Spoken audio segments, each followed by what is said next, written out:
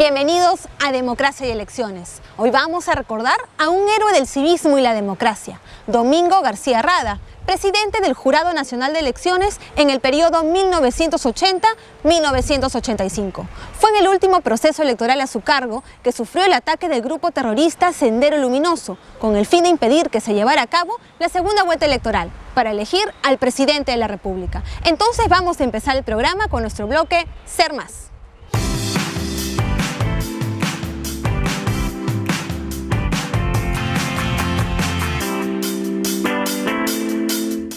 Han pasado 30 años desde el ataque que sufrió a manos de la organización terrorista Sendero Luminoso. Se trata del valeroso defensor del sistema democrático, Domingo García Rada, quien murió 9 años después del ataque que lo dejó impedido de continuar con sus labores como presidente del Jurado Nacional de Elecciones en el año 1985. Eran las elecciones presidenciales en las que iban a pasar a segunda vuelta el candidato de Izquierda Unida, Barrante de Lingán, y el candidato del Partido Aprista, Alan García Pérez.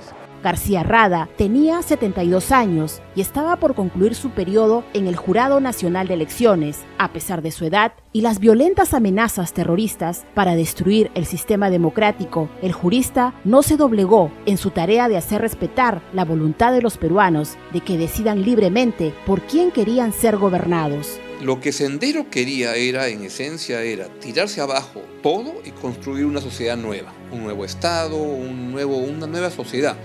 Y para eso no solo atacaban la infraestructura física, las torres de luz, de la energía eléctrica, instituciones públicas, lo que también querían atacar era la esencia del sistema democrático. Y por eso no es casual que el primer atentado que Sendero Luminoso hace es en mayo del año 1980 en Chuchi, cuando queman unas ánforas.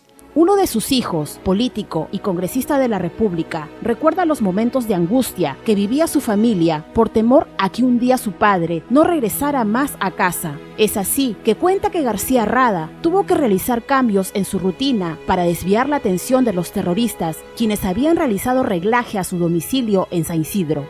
Después de las elecciones del 24 de abril, días después, él retorna a la casa pensando que ya había pasado todo y reanuda su rutina diaria de ir al jurado entre 8 y 8 y media de la mañana.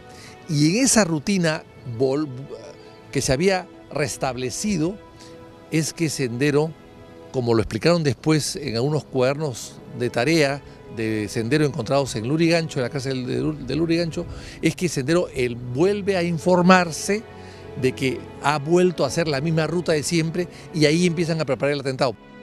Según Donarro Silva, conductor del vehículo oficial y trabajador del Jurado Nacional de Elecciones, pierde la vida en el atentado, mientras que García Rada resulta gravemente herido producto de los impactos de bala en el cuerpo y la cabeza.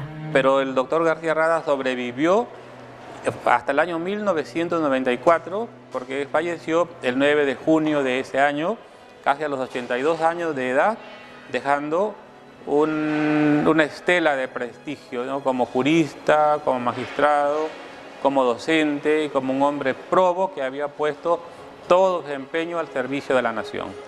El recuerdo de Rada, de admiración, de su lucha por la justicia ante la adversidad y el terror que sufría el país, no debe ser solo de su familia ni del Jurado Nacional de Elecciones, institución que continúa realizando elecciones limpias y transparentes como lo hizo durante su gestión y que lo conmemora como héroe del civismo y la democracia. Fue un gran peruano que estuvo en un cargo clave en un momento complicado de la historia del Perú y que él expresaba de muchas maneras ese sistema democrático, y por eso es que Sendero Luminoso le puso la puntería en todos los sentidos reales de dispararle para matarlo. Por tanto, creo que es un gran peruano.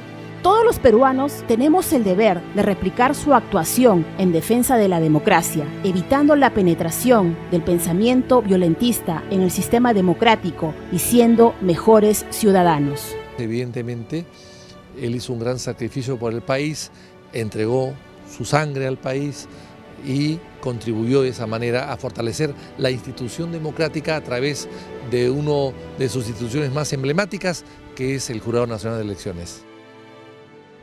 Otra de las reformas electorales pendientes de debate y aprobación en el Congreso de la República son la alternancia de género y el proyecto de ley de acoso político. Ambas normativas buscan impulsar la participación política de las mujeres en el país.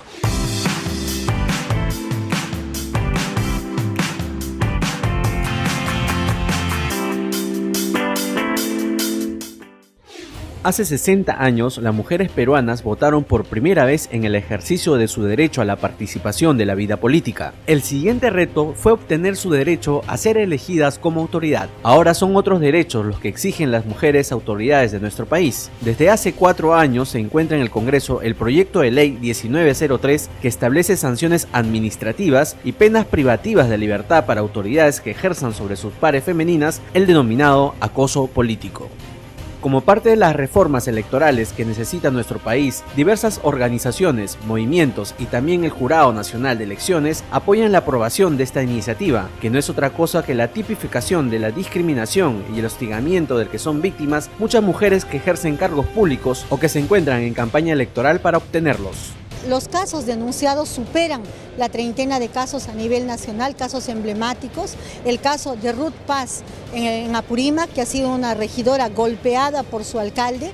Su caso ha sido denunciado a la policía y la policía únicamente ha tipificado este caso como una lesión leve. De la compañera Cecilia Reategui de Huánuco, es otra compañera que se opuso al cambio de uso de un terreno destinado a un parque que iba a ser destinado a un uso comercial, y esta oposición ha hecho que el alcalde intente quemar su casa. Casos de una compañera en Ayacucho que, estando en estado de gestación, ha sido agredida psicológica y verbalmente por su alcalde, y este caso ha hecho de que ella casi pierda su bebé.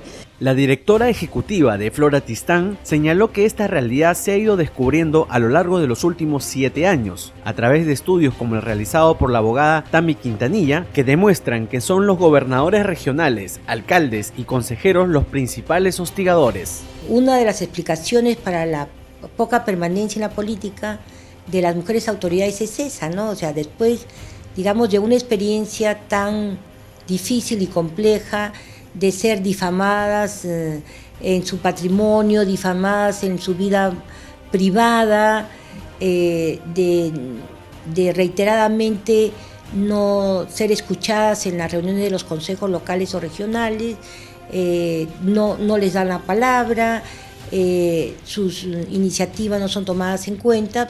La Dirección Nacional de Educación y Formación Cívica Ciudadana del Jurado Nacional de Elecciones realizó también un estudio con candidatas a las últimas elecciones regionales y municipales. Los resultados de la encuesta dieron cuenta que el 25% de las mujeres declararon haber sido acosadas políticamente durante el desarrollo del proceso, es decir, 133 de 503 candidatas.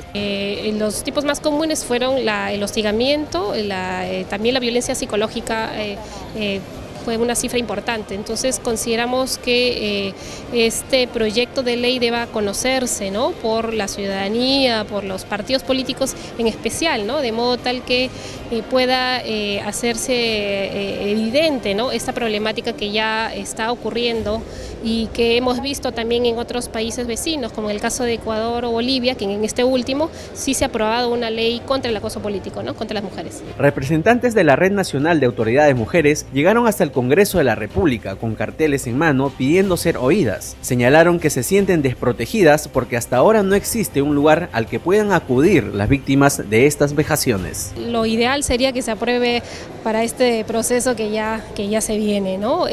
Claro, pero para ello también tiene que generarse una serie de mecanismos, ¿no?, protocolos de atención. La alternancia de género, contemplada en el proyecto de ley de partidos políticos del Jurado Nacional de Elecciones, establece una ubicación alternada de hombres y mujeres dentro de las listas electorales, hasta agotar la cuota del 30% al que tienen derecho las mujeres. Esta iniciativa hasta ahora no ha sido aprobada ni debatida por el Congreso de la República. En países como México y Bolivia, la cuota ha sido reemplazada por la paridad, es decir, la misma oportunidad para hombres y mujeres de acceder a un puesto de elección popular.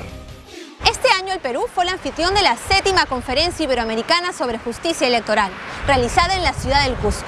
Un espacio institucional y académico de reflexión, análisis e intercambio de conocimientos y experiencias dedicado exclusivamente a la justicia electoral.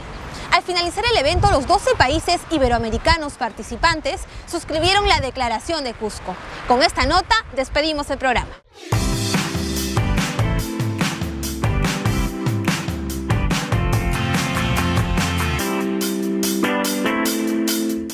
12 países con culturas distintas, pero que los une la misma lengua y la búsqueda del fortalecimiento de sus sistemas electorales para una mejor representación ciudadana.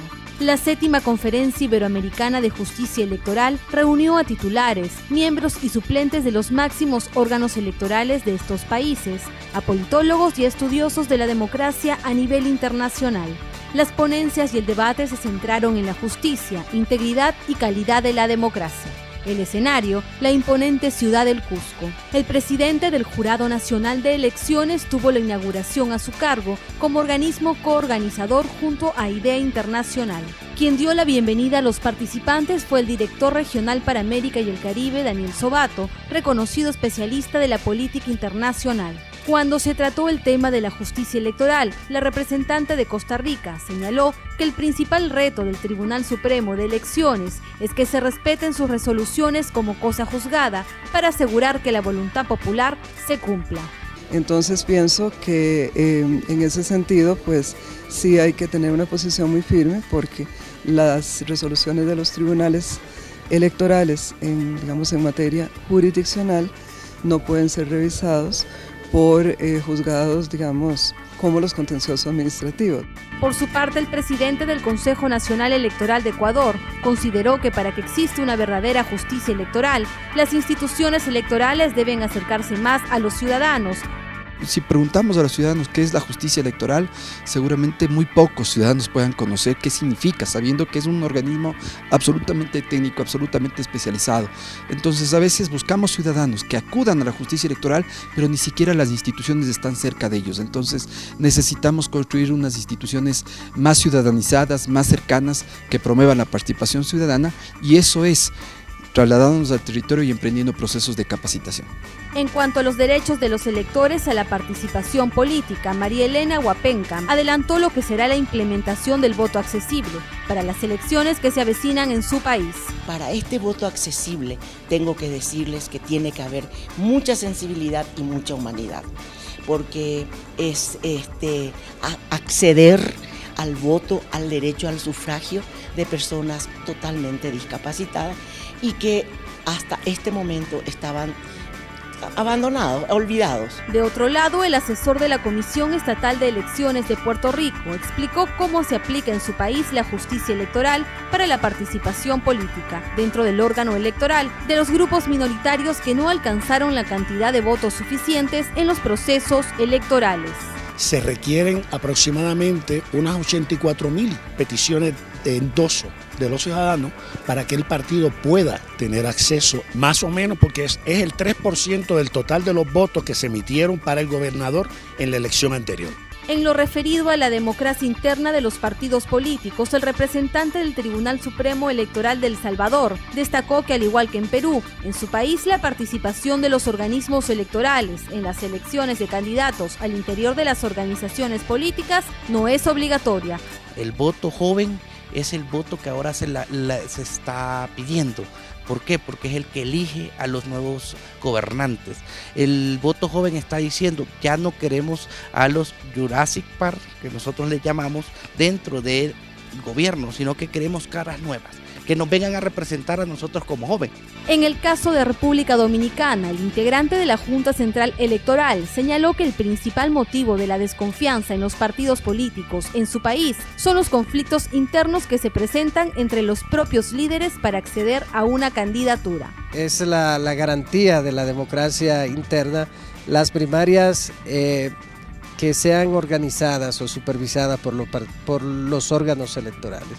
Ese es un factor importante para evitar los conflictos internos y la consecuente judicialización de esos conflictos.